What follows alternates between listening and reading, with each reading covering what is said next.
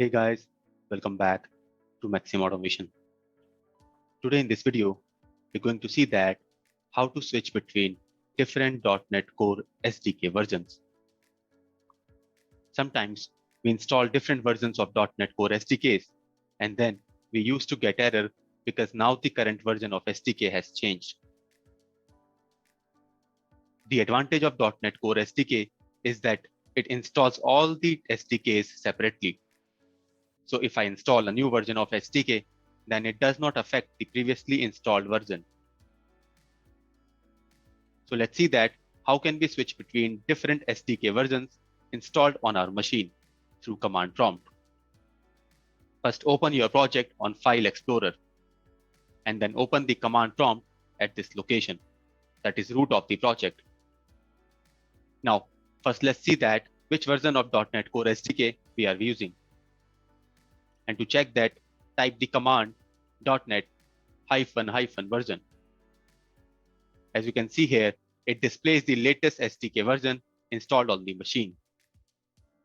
Now, as my project is built on different SDK version earlier than 5.0, so I might be getting errors when I compile the project.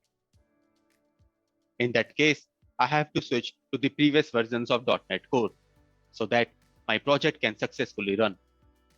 The next thing which I'm gonna do is to see the list of .NET Core SDKs installed on my machine. And to check that, you can type command .NET --info. Here you can see that it lists all the installed versions of SDK on my machine. Now let's suppose that I want to switch to the version 2.2.402. And for that, let's type the command .NET new global JSON --SDK version 2.2.402 and then press enter. Here you can see that it displays the message that global.json file was created successfully.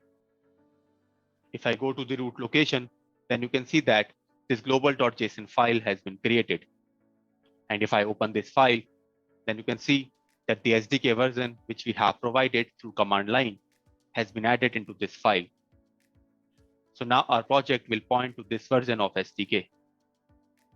And if I type the command .NET --version again, then it will display the SDK version as 2.2.402. Now let's suppose that you want to change the SDK version again. Then you can again type the command to update the global.json file. And this time, let's say that I want to switch to SDK version 3.1.113.